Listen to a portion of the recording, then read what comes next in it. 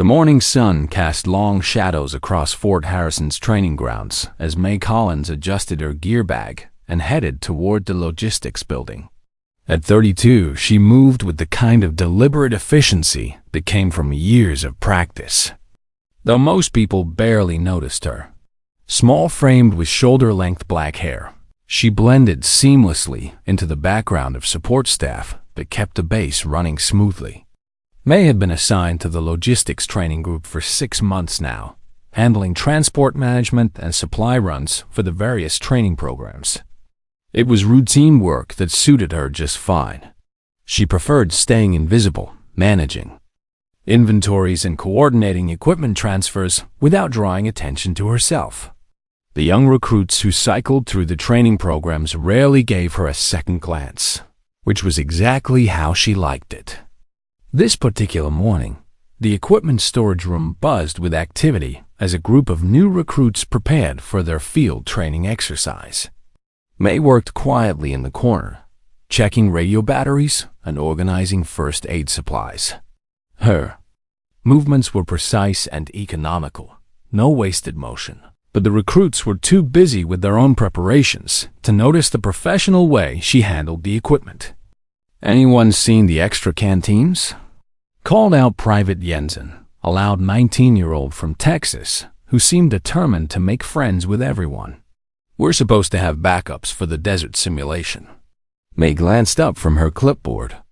"Third shelf, behind the MREs," she said quietly, pointing toward the far wall. "Thanks," Jensen replied, then did a double take as he noticed something behind her collar. "Hey, that's a cool tattoo. What is it?" May instinctively touched her neck where the edge of a small purple triangle was visible. She'd been careful to keep it covered, but her shirt had shifted while she was reaching for supplies. "It's nothing special," she said, returning to her inventory. But Jensen's comment had caught the attention of several other recruits.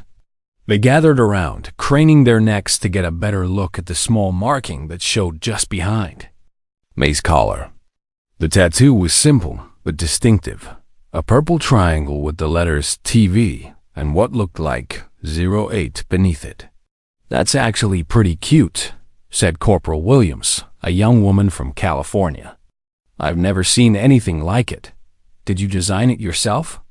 May continued her work, methodically checking each item against her list. She'd learned long ago that the best way to handle curious questions was to simply not engage. Most people lost interest quickly when they didn't get a reaction.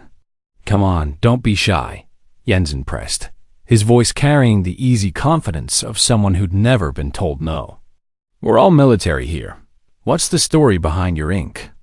The other recruits exchanged glances, some starting to pick up on the fact that May clearly didn't want to discuss her tattoo. But Jensen seemed oblivious to the social cues, or maybe he just didn't care. "I bet it's one of those trendy geometric designs," offered another recruit. "You know, like the ones you see on social media. Very artistic." May zipped up her supply bag and shouldered it, preparing to leave. She'd finished her inventory early, and the increasingly personal questions were making her uncomfortable.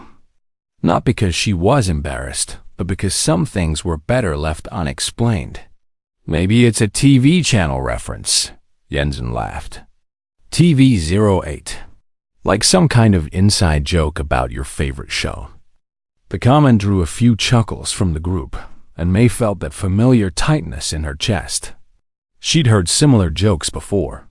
People making assumptions about things they didn't understand. Usually, she could ignore it. Usually, it didn't matter. But as she headed toward the door, she noticed someone else had entered the room. Colonel Harlan Reyes, the head of the special training facility, stood in the doorway with a manila folder in his hand. He was probably just checking on the equipment distribution, a routine visit that wouldn't normally concern her. Except his eyes had locked onto her tattoo, and his expression had changed completely. The easy chatter in the room continued, but May felt the weight of the colonel's stare. There was something in his face, a recognition that made her pulse quicken. She'd spent years learning to read people, to spot the moment when someone saw more than they were supposed to see. Colonel Reyes took a step forward, his gaze never leaving the small purple triangle behind her collar. The room fell silent as the recruits noticed his presence, but May could see that his attention was focused entirely on her. After 6 months of invisible routine, May Collins was about to be seen. The training room fell silent as Colonel Reyes stepped fully inside, his presence commanding immediate attention. 30 years of active duty had given him the kind of bearing that made even seasoned soldiers straighten their spines, but his focus remained fixed on the small tattoo visible behind May's collar. Who was just talking about that tattoo? He asked, his voice carrying the weight of absolute authority.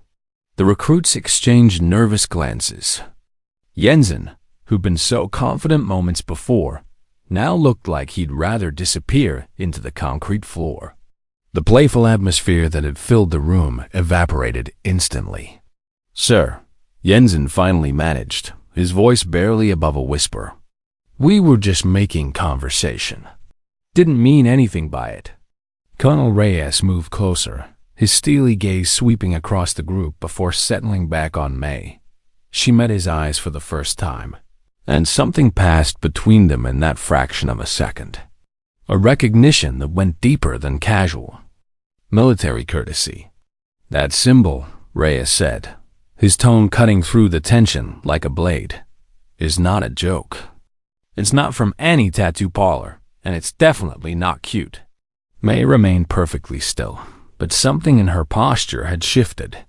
Subtle, but unmistakable to anyone who knew what to look for. The colonel's words had triggered something. In her, a switch being flipped after years of dormancy. "That's a Tango Violet unit cipher," Reyes continued, his voice dropping to a level that made everyone lean forward slightly. "Classified reconnaissance encryption unit. Dissolved from official records in 2015. The temperature in the room seemed to drop several degrees. Corporal Williams, who'd called the tattoo cute, now looked physically ill. Jensen's face had gone pale as the implications began to sink in. "Sir," stammered another recruit, "that unit ... did it really exist? I thought it was just rumors." Colonel Reyes turned slowly, his gaze sweeping across the group with the patience of someone who'd had this conversation before. "I worked directly with Tango Violet operatives during my time at the northern border stations. They operated independently. No official rank structure, no name records. Each member carried only a code designation and a single identifying mark." May's breathing remained steady, but her hands had unconsciously moved to a more defensive position. Not obviously, but enough that someone with the right training would notice. The colonel noticed. "TF-08, Reyes read from a marking on her neck. That designation was retired when the unit was officially dissolved. Everyone who carried those numbers ... They were ghosts before they ever left the service." The silence that followed was deafening. The recruits who'd been joking moments before now looked like they wanted to sink through the floor. May finally spoke, her voice quiet but clear. "Last assignment was Ghostlight Station. After that, standard discharge protocols didn't apply. Hard to process paperwork for someone who was never officially enlisted." The words hung in the air, like a challenge or maybe a warning. Jensen, who'd started the whole conversation, now looked like he might be sick. "Ma'am," he whispered, "we didn't know." The comments were just what? May asked, tilting her head slightly. "Just assumptions based on appearances? Just jokes about things you don't understand." Colonel Reyes crossed his arms, watching. The interaction with the interest of someone who'd seen this kind of education before. "Here's what's going to happen," he announced. "You're going to learn the difference between what looks harmless and what actually is, and you're going to learn it fast." May adjusted her gear bag, preparing to leave. The inventory was complete. and she had other duties to attend to. But as she moved toward the door, she could feel the weight of everyone's stares. The comfortable anonymity she'd maintained for 6 months had just been shattered. "Collins," Colonel Reyes called out as she reached the door handle. She turned back, meeting his eyes again. "Yes, sir?" "Logistics briefing in 20 minutes. Conference room B." "Understood, sir." As she left the room, May could hear the colonel addressing the recruits behind her. His voice was firm but educational, the tone of someone who just witnessed a valuable teaching moment. "The stories you've heard about ghosts in the field," he was saying. "Operatives who could disable entire enemy communications networks without leaving a trace. Those weren't stories. Those were after-action reports that got buried so deep they might as well have been fiction." May walked down the corridor, her footsteps silent on the polished floor. The kind of silent that came from knowing exactly how to move without making noise. Behind her, she could hear Colonel Reyes continuing his impromptu lesson about assumptions and the dangerous nature of incomplete information. For the first time in 6 months, May Collins was no longer invisible, and she wasn't sure how she felt about that. The logistics briefing lasted exactly 18 minutes, but May could feel the atmosphere had changed even before she walked into the conference room. Word traveled fast on a military base, and by the time she'd finished her meeting with Colonel Reyes, everyone seemed to know that the quiet supply coordinator had a past worth noting. Walking back to her office, May noticed the subtle differences immediately. Conversation stopped when she passed. Eyes followed her movements. The casual dismissal she'd grown accustomed to had been replaced by something that felt uncomfortably like reverence. "Collins," called out Sergeant Peterson from the motor pool. "Got a minute?" May paused, recognizing the tone.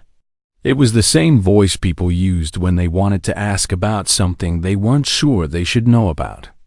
"What do you need, Sergeant?" "Just wondering," Peterson said, glancing around to make sure they weren't overheard. "That thing with the recruits this morning, is it true what they're saying?" "What are they saying?" "That you were some kind of special operations. That the tattoo means something serious." May considered her response carefully. The truth was complicated, and most of it was still classified. The tattoo represents a unit that did important work. The unit was dissolved. "That's all I can say." Peterson nodded slowly. "Right. Classified stuff. I get it." He paused. "Look, I don't know what you did before this, but if you ever need anything, if anyone gives you trouble or doesn't show proper respect, ... double quotes. I appreciate that, Sergeant. But I'm fine." As she continued toward her office, May reflected on how quickly things had changed. This morning, she'd been just another face in the crowd. Now, people were offering protection she didn't need and asking questions she couldn't answer. The real challenge came during the afternoon equipment check. May was inventorying field radios when she heard familiar voices approaching the storage room. It was Jensen and 2 other recruits from the morning incident, their conversation hushed but urgent. "I still can't believe it," one of them was saying. "She looked so normal, like completely ordinary." "That's probably the point," Jensen replied, his voice lacking its usual confidence. "If she was supposed to be invisible, she couldn't look like some kind of commando." They entered the storage room and immediately spotted May working at her desk.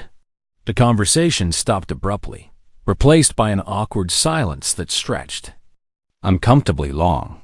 "Ma'am," Jensen finally said, his voice formal and uncertain. "We came to apologize. Properly, Not just because the colonel told us to." May looked up from her inventory sheet. "Go ahead. We were completely out of line this morning, making jokes about something we didn't understand. It was unprofessional and disrespectful." "And stupid," added one of the others. "Really, really stupid." May set down her pen and studied their faces. They looked genuinely remorseful, but also confused. She recognized the expression. It was the same one she'd seen on her own face years ago when she'd first learned that the world was more complicated than she'd imagined. "You made assumptions," she said simply. "In the field, assumptions get people killed. The lesson isn't about respecting my service specifically. It's about understanding that everyone carries hidden depths." "Yes, ma'am," Jensen said. "We understand that now. Do you?" May asked. "Because understanding isn't just about apologizing when you're wrong. It's about questioning your initial judgments. It's about looking deeper before you form opinions." She stood up and moved to the equipment shelves, continuing her inventory while she spoke. "The tattoo bothered you because it didn't fit your expectations. Small, colorful, seemingly innocent. You decided it must be decorative or trendy or meaningless." The recruits listened intently, hanging on every word. "But you never asked yourselves why someone would choose to mark themselves permanently with something that looked out of place. You never wondered if there might be a story behind it that you weren't seeing." "We should have," Jensen admitted. "Should have been more thoughtful." "Maybe," May said. "Or maybe you should have just minded your own business. Not everything is meant to be understood by everyone." She turned back to face them, and for a moment, they caught a glimpse of something harder in her expression. Something that reminded them that this woman had lived a life they couldn't even imagine. "The important thing is what you do next," she continued. "How you apply this lesson when you encounter something else you don't understand. Someone else who doesn't fit your expectations." "Yes, ma'am," all three said in unison. As they left the storage room, May heard Jensen say to his companions, "I feel like we just got the most important training session we'll ever receive." May smiled slightly as she returned to her inventory. Maybe being visible wasn't entirely bad. Maybe there were lessons she could teach from this position that she'd never been able to share as a ghost. But as the day wore on, she began to notice other changes. Questions that went beyond curiosity. Requests for advice that seemed to assume she had answers she wasn't sure she wanted to give. By evening, May Collins was beginning to understand that her 6 months of peaceful anonymity were over. The question now was what she would do with the attention she'd never asked for. The next morning brought a steady stream of visitors to May's office. Word had spread throughout the base about the previous day's incident, and suddenly, everyone seemed to have questions for the quiet logistics coordinator who turned out to be something more than she appeared. "Collins," said medic Rebecca Martinez, knocking on the doorframe. "Do you have a minute? I was hoping to ask you something." May looked up from her supply reports. Martinez was one of the base's most skilled medics, someone who commanded respect in her own right. "What do you need?" "It's about trauma response," Martinez said, closing the door behind her. "I've been thinking about what happened yesterday, and I realized I might have been approaching emergency situations wrong." May set down her pen, giving Martinez her full attention. "How so?" "I've been focused on the medical aspects. Stop the bleeding, stabilize the patient, transport to facility. But I never really considered the psychological component. The way people react when they're in crisis." "Go on." Martinez sat down across from May's desk. "Yesterday, when those recruits were making jokes about your tattoo, you stayed completely calm, even when they were being disrespectful, even when it must have been frustrating." "Frustration doesn't help accomplish the mission," May replied simply. "Right. That's what I mean. In the field, I've seen medics get rattled when patients panic or when bystanders interfere.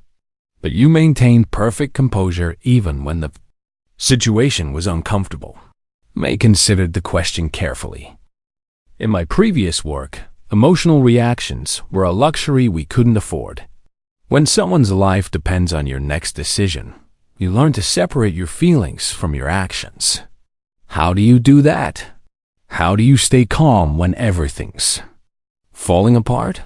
Practice, May said, and understanding that your emotional state doesn't change the facts of the situation.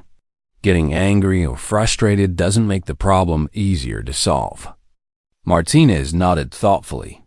Can you teach me? I mean, if you have time, I think it would make me better at my job. Over the next hour, May found herself explaining techniques she'd learned years ago in training programs that didn't officially exist. How to compartmentalize emotions during crisis situations. How to maintain situational awareness when adrenaline was flooding your system. How to make life or death decisions without second-guessing yourself. The key, she explained, is understanding that calm isn't the absence of fear. It's the ability to function effectively despite the fear. That makes sense, Martinez said. I always thought I needed to not be scared. But maybe I just need to be scared and still do my job. Exactly. As Martinez left, May realized she'd enjoyed the conversation more than she'd expected. For years, her knowledge had been locked away, classified and compartmentalized. Being able to share practical skills that could help someone save lives felt meaningful. The afternoon brought another visitor. Sergeant Peterson knocked on her door, looking slightly embarrassed. Collins, I hate to bother you, but I'm having trouble with my team. They're not following safety protocols during vehicle maintenance. No matter how many times I explain the rules, they keep taking shortcuts. May leaned back in her chair. What kind of shortcuts? Skipping safety checks. Not wearing protective equipment. Rushing through procedures to get done faster. And you've tried the usual approaches?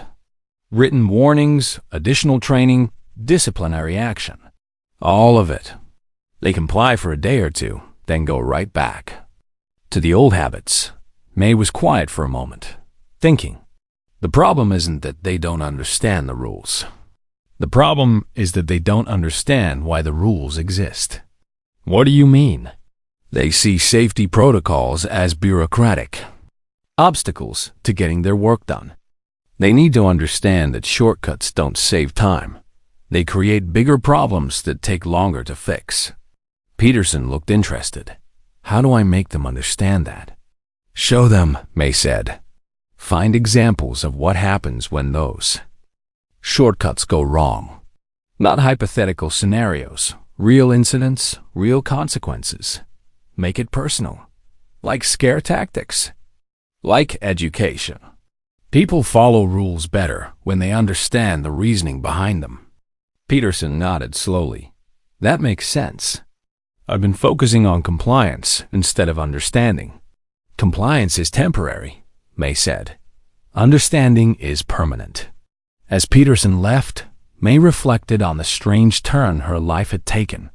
Yesterday, she'd been invisible. Today, she was becoming an informal mentor to people who were facing challenges she recognized from her own experience. The pattern continued over the next few days. People seeking advice on leadership, crisis management, decision-making under pressure. May found herself sharing lessons she'd learned in classified operations, translating skills from secret missions into practical guidance for everyday military life. Collins, Colonel Reyes said, appearing in her doorway Friday afternoon. Walk with me. They headed outside, taking a path that led toward the training grounds. The colonel was quiet for several minutes, and May sensed he was choosing his words carefully. You've been busy this week, he finally said. People have been asking questions.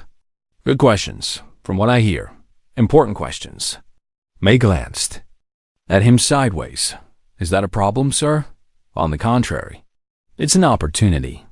They stopped at a bench overlooking the obstacle course where recruits were running drills. Colonel Reyes watched the training for a moment before continuing. The military is good at teaching technical skills, he said. Equipment operation, procedures, regulations. But the human element, decision-making under pressure, leadership in crisis situations, maintaining composure when everything goes wrong, that's harder to teach. Those skills come from experience, May said. Experience that most people don't get until they're already in situations where lives depend on it. But you have that experience, and you have the ability to translate it into lessons that others can learn from.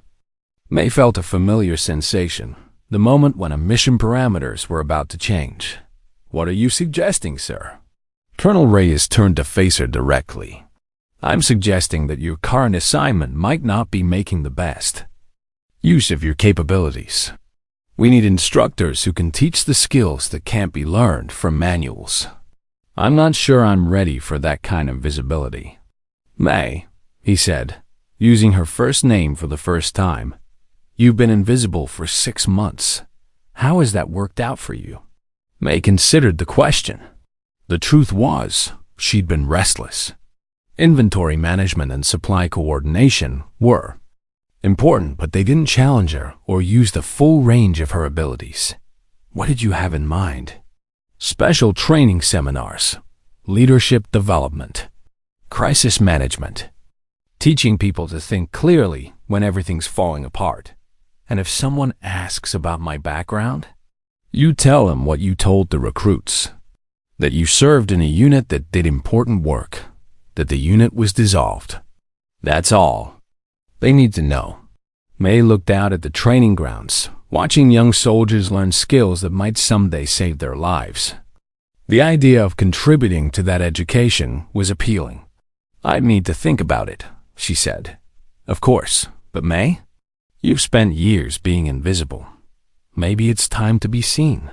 As they walked back toward the administrative building, May realized that her comfortable anonymity was ending whether she chose it or not. The question was whether she would shape how she became visible or let others shape it for her. Monday morning brought a formal meeting in Colonel Reyes' office. May arrived promptly at 0800 hours, unsure what to expect but prepared for her comfortable routine to change permanently. Collins, the colonel said, gesturing to a chair across from his desk. I've been thinking about our conversation Friday. I'd like to propose something specific. May sat down, noting the official tone. This wasn't a casual discussion anymore. We have a problem, Reyes continued. Our leadership development programs are producing technically competent soldiers, but they're not preparing people for the psychological challenges of command. We're seeing too many failures in the field, not from lack of knowledge, but from inability to handle pressure. What kind of failures? Hesitation at critical moments. Poor decision-making under stress. Leaders who freeze when subordinates look to them for direction. He pulled out a folder and slid it across the desk. The statistics are concerning. May opened the folder and scanned the reports. Incident summaries, performance evaluations, after-action reviews. A pattern emerged quickly. Capable soldiers who struggled when thrust into leadership roles during crisis situations. The standard leadership courses aren't addressing the core issue, Reyes explained. We can teach people procedures and protocols, but we can't simulate the mental state that occurs when lives are at stake. You can't replicate that kind of pressure in a training environment, May agreed. Exactly. But you can teach people to recognize their own psychological responses and develop strategies for managing them. May looked up from the reports. You want me to develop a curriculum. I want you to develop a program. Something that goes beyond traditional military training. Something that prepares people for the reality of command responsibility. I'm not a psychologist. No, but you're someone who functioned effectively under the kind of pressure most people never experience. You understand the mental discipline required to make life or death decisions. May closed the folder and considered the proposal. It was appealing in ways she hadn't expected. For years, her experience had been locked away, classified and compartmentalized. The idea of using that knowledge to help others was compelling. What would my official position be? Special Training Coordinator. You'd report directly to me, with authority to design and implement programs as you see fit. Small groups initially, maybe 8 to 10 people per session. And my background? Limited disclosure. Unit designation if necessary, but no operational details. Focus on the practical applications of your experience, not the specific circumstances. May was quiet for several minutes, thinking through the implications. Taking this position would mean permanent visibility. No more blending into the background. No more anonymous routine. I'd need to see the current curriculum, she said finally. Understand what's already being taught. Of course. Reyes smiled slightly.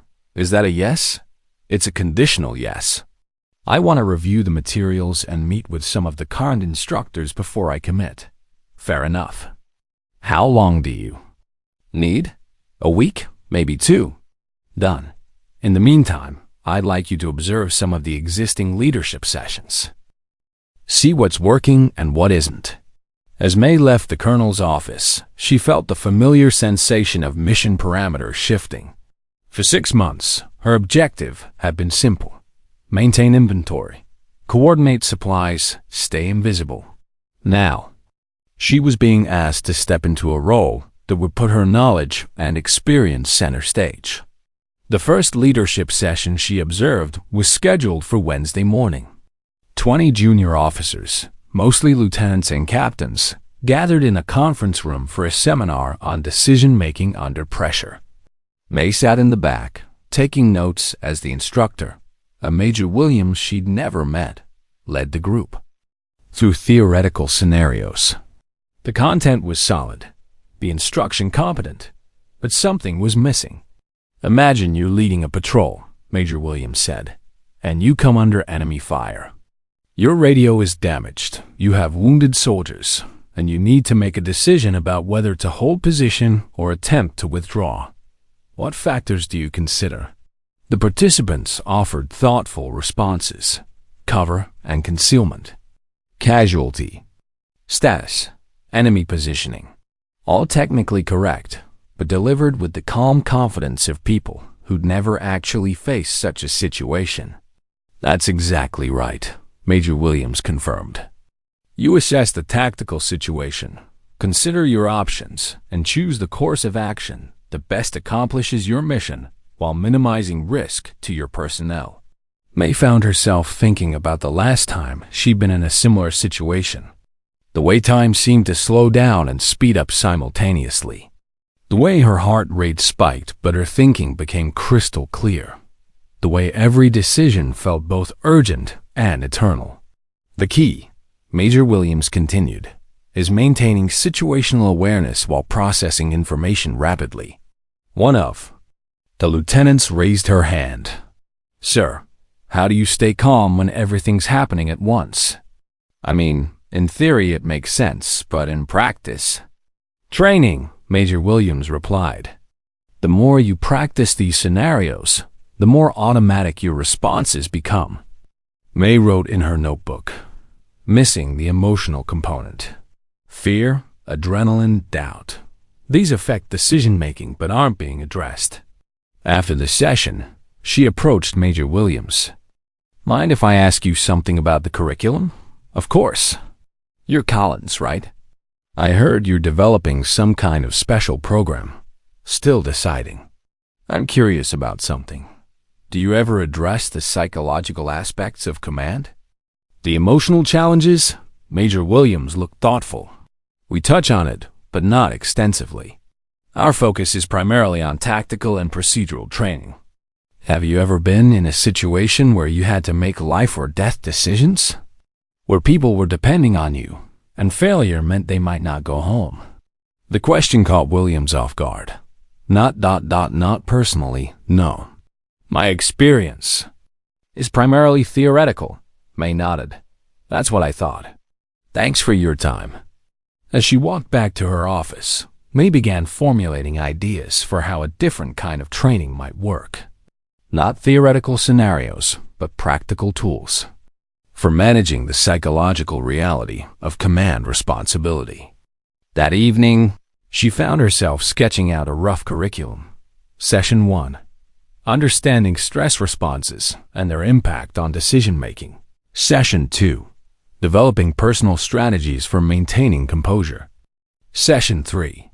Communication under pressure. How to lead when everyone's scared. Session 4. Living with the consequences of your decisions. It was ambitious, potentially controversial, and would require her to draw on experiences she'd never discussed publicly.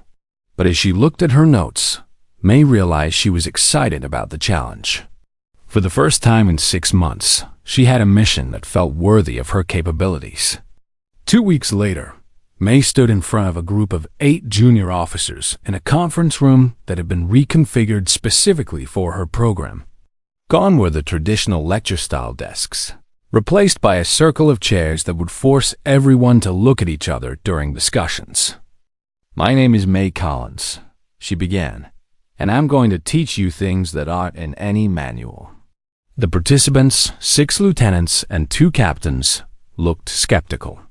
May had specifically requested volunteers rather than assigned attendees, knowing that the kind of honest discussion she planned required people who wanted to be there. How many of you have ever been in a situation where someone's life depended on a decision you made? She asked. No hands went up. That's going to change. Not today, not in this room, but eventually. And when it does, you'll discover that all the tactical knowledge in the world won't help you if you can't think clearly when you're terrified. Lieutenant Amanda Foster, a recent West Point graduate, raised her hand. "Ma'am, are you saying that fear is unavoidable?" "I'm saying that fear is normal. The goal isn't to eliminate fear. It's to function effectively despite it." May moved to the whiteboard and wrote 2 words: emotional intelligence. Traditional military training focuses on technical skills, she continued. Equipment operation, tactics, procedures. But in crisis situations, your emotional state directly impacts your ability to apply those skills. She turned back to the group. "Let me ask you something. When you're under stress, really under stress, what happens to your thinking?" "It gets cloudy," offered Captain James Rivara. "Harder to focus on multiple things at once." Exactly. Your brain shifts into survival mode. Higher order thinking becomes difficult. Complex analysis becomes nearly impossible. May wrote stress response on the board and drew a simple diagram showing the progression from calm to panic. The key is learning to recognize when this shift is happening and having strategies to counteract it. Over the next hour, May led the group through a series of exercises designed to illustrate how stress affected decision-making. Simple puzzles that became much harder when participants were under time pressure. Communication exercises that broke down when people felt rushed or pressured. "This is frustrating," Lieutenant Foster said, after struggling with a logic problem she'd solved easily in the calm version. "I know I'm smart enough to figure this out, but something's blocking me." "That's exactly right," May said. "Your intelligence hasn't changed, but your ability to access it has been compromised by stress. Now imagine that instead of a puzzle, you're trying to decide whether to call in an airstrike with friendly forces nearby." The room fell silent. "The stakes change everything," May continued. "When you know that the wrong decision could get people killed, the pressure becomes almost unbearable. And that's when leaders either rise to the occasion or fall apart." Captain Rivera leaned forward. "How do you learn to handle that kind of pressure?" "Practice. But not the kind of practice you're used to. You need to learn to recognize your own stress responses and develop personal strategies for managing them." May spent the rest of the session teaching breathing techniques, grounding exercises, and mental frameworks for maintaining clarity under pressure. Simple tools, but ones that could make the difference between effective leadership and catastrophic failure. "Your homework," she said as the session ended, "is to pay attention to your stress responses over the next week. Notice what triggers them. Notice how they affect your thinking. We'll discuss your observations next time."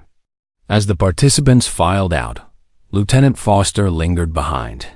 "Ma'am, Can I ask you something? Go ahead. That unit designation. On your tattoo, Tango Violet. I've never heard of it, but the way Colonel Reyes reacted, it seems significant. May considered her response carefully. It was a unit that did important work. The unit was dissolved. That's all I can tell you. But you've been in situations like the ones you're describing, real ones. Yes. And you're trying to prepare us for what that actually feels like.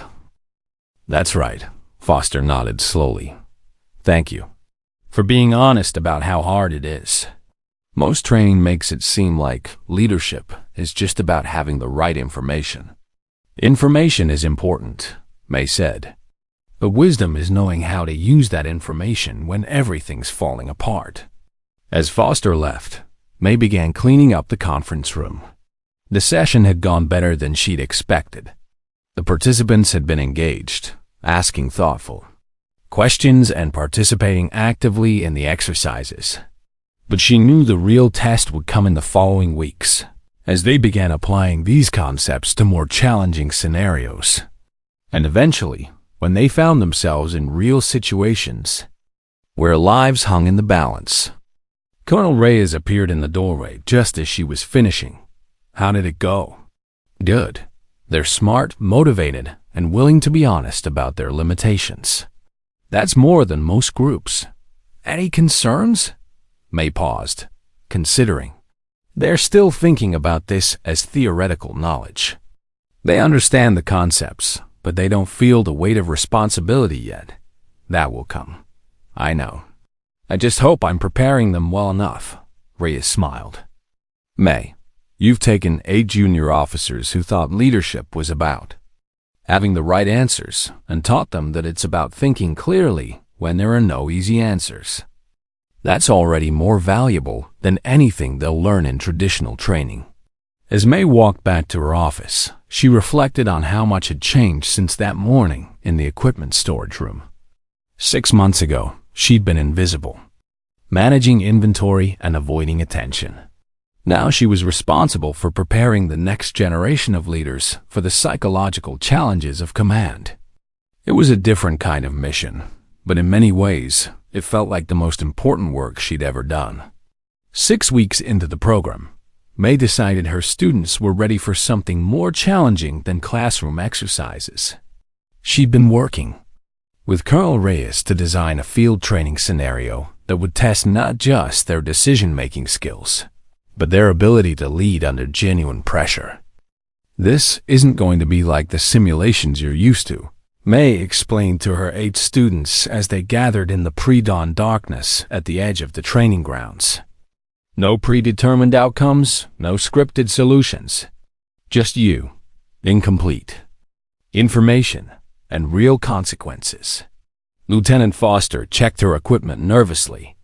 What kind of consequences? The kind that matter, May replied. Your decisions today will affect real people. Not actors playing roles, but soldiers whose safety depends on your leadership. The scenario was deceptively simple. A training convoy had broken down in hostile territory, simulated by a remote section of Fort Harrison that had been set up with mock enemy positions. The officers would be divided into 2 teams and given different pieces of information about the situation. Their job was to coordinate a rescue operation, despite communication difficulties and time pressure. What they didn't know was that May had introduced real stakes. The stranded soldiers were actually new recruits who genuinely needed extraction from an increasingly difficult situation. Their safety was real, their discomfort was real, and their trust in the officers' leadership abilities was real. Team Alpha, you'll have initial command, May announced, handing Captain Rivera a radio and a partial intelligence briefing. Team Bravo, you're the relief force, but your communications are compromised. You can only receive messages, not send them. Lieutenant Foster frowned. How are we supposed to coordinate if we can't communicate properly? That's the challenge, May said. Real operations rarely go according to plan. Equipment fails, communications break down, and you have to adapt. As the exercise began, May positioned herself where she could observe both teams without interfering. She watched as Captain Rivera struggled to process incomplete intelligence while Lieutenant Foster's team moved into position without being able to confirm their orders. The first hour went reasonably well. Rivera made methodical decisions based on available information, while Foster demonstrated good tactical thinking despite the communication limitations. But May knew the real test was still coming. At the 90-minute mark, she introduced the first complication, a medical emergency among the stranded soldiers. Now the officers weren't just coordinating a rescue. They were dealing with a time-sensitive casualty evacuation. "Sir, we've got a soldier down," reported Sergeant Martinez over the radio, playing her assigned role but with genuine urgency in her voice. "Possible head injury from falling equipment. He's conscious but disoriented." May watched Rivera's face change as the stakes suddenly became personal. This wasn't about tactical efficiency anymore. It was about getting a hurt soldier to safety. "Request immediate medical support," Rivera ordered, his voice tight with stress. "Foster's team, can you confirm your position?" But Foster's team couldn't respond, leaving Rivera to make decisions based on incomplete information about friendly force locations. "I need eyes on that casualty," Rivera muttered, studying his map with increasing frustration. "I can't coordinate a medevac if I don't know the tactical situation." May noticed his breathing had become shallow, his movements less controlled. The pressure was getting to him, just as she'd intended. Meanwhile, Foster's team was dealing with their own challenges. Unable to communicate their observations back to Rivera, they had to make independent decisions about how to support the mission while staying within their rules of engagement.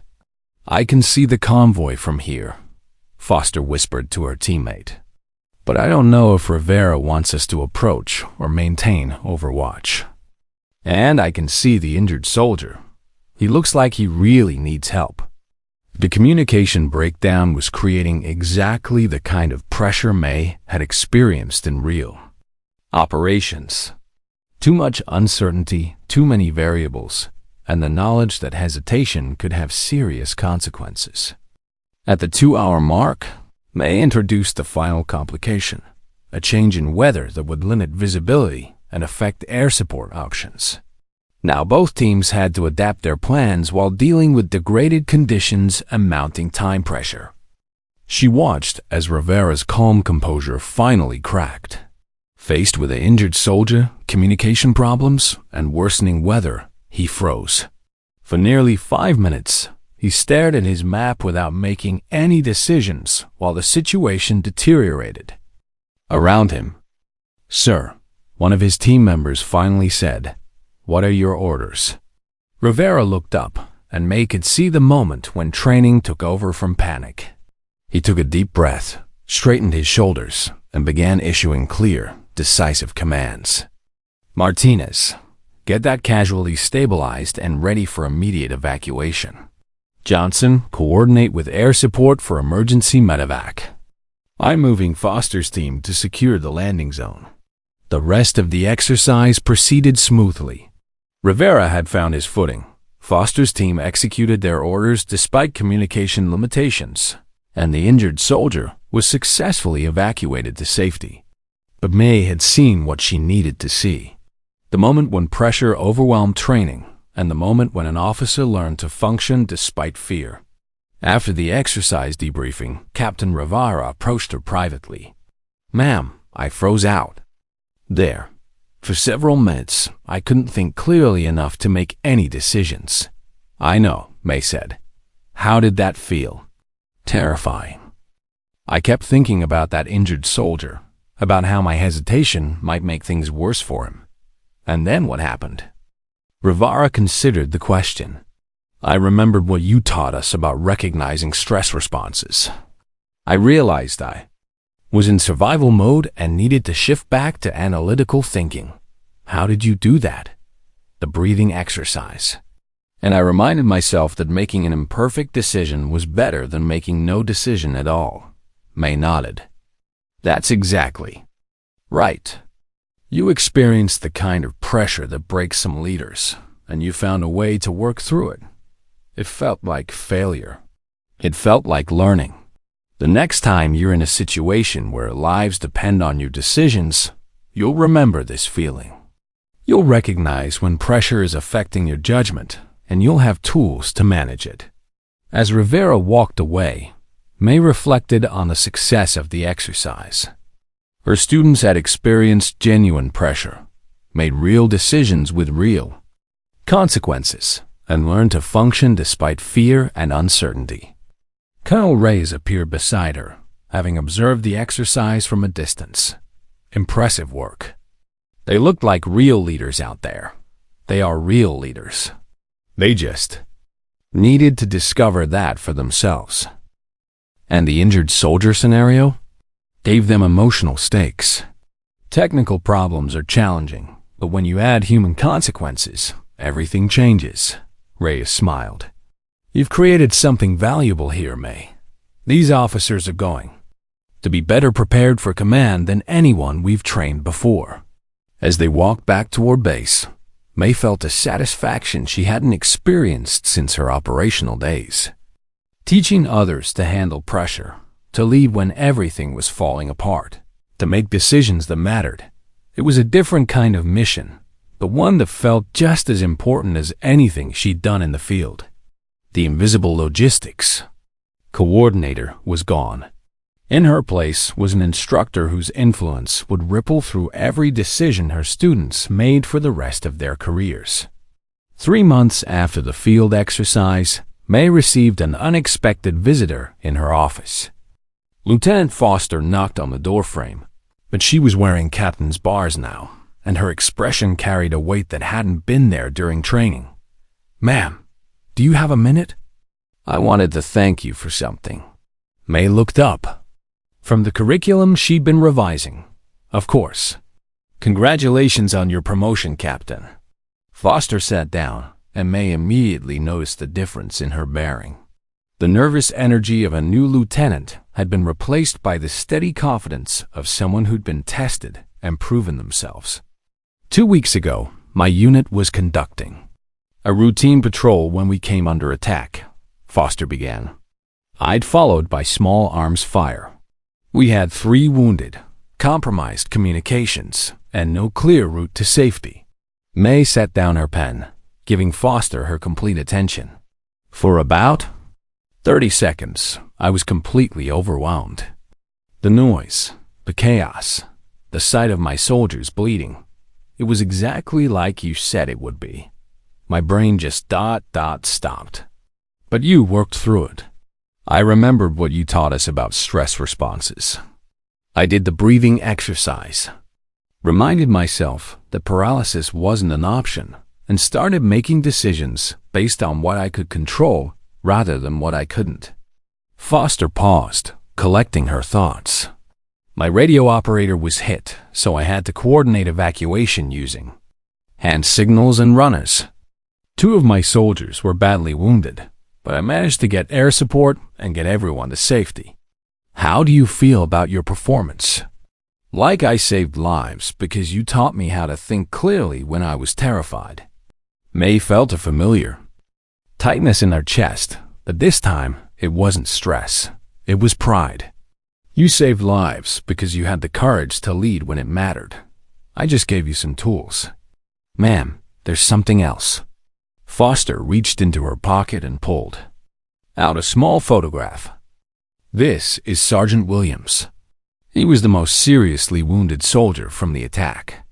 The medic said if we'd been delayed by even 10 minutes getting him to the evacuation point, he probably wouldn't have made it. May looked at the photo. A young soldier with a broad smile, obviously taken before the attack. Alive because one of her students had learned to function under pressure. He's got a 2-year-old daughter, Foster continued. She's gonna grow up with her father because you taught me how to make decisions when everything was falling apart. As Foster left, May sat quietly in her office, thinking about the chain of events that had led to this moment. A joke about a tattoo had revealed her past, which had led to a teaching opportunity, which had prepared a young officer to save lives in a real crisis.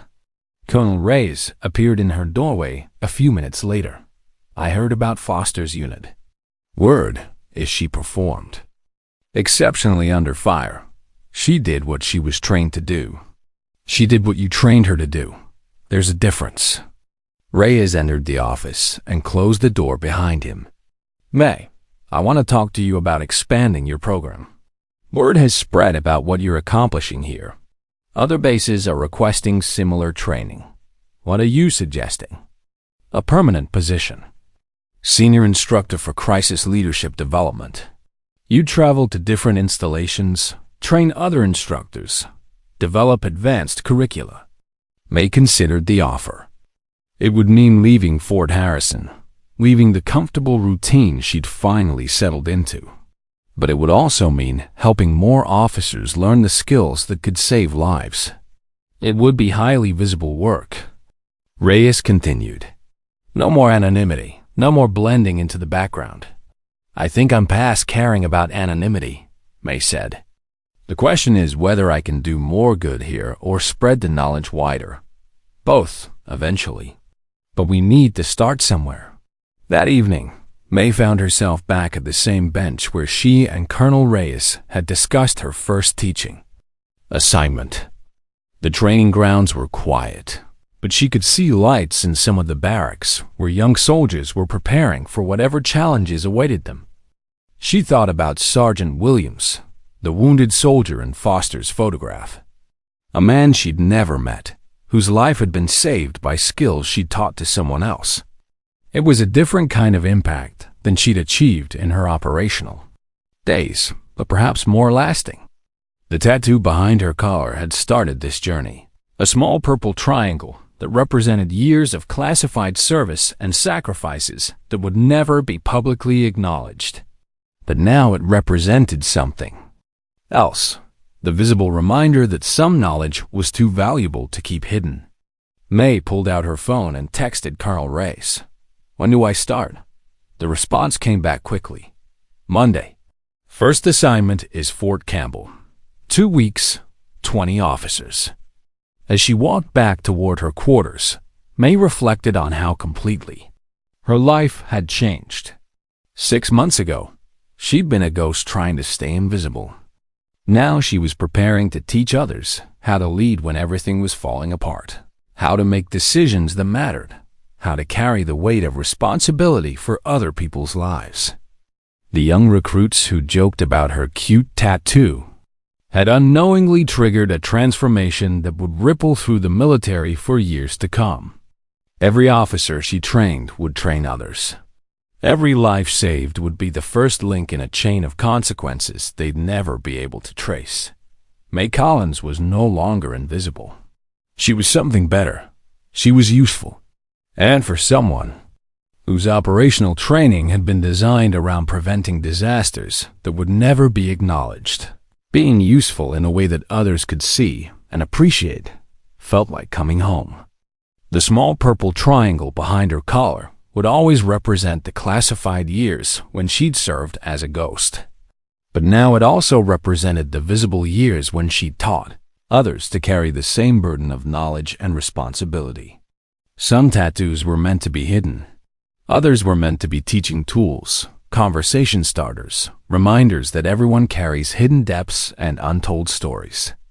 May's tattoo had become both, a secret that taught lessons, a mark of service that continued to serve, a symbol of the invisible work that prepared people for the moments when being invisible was no longer an option.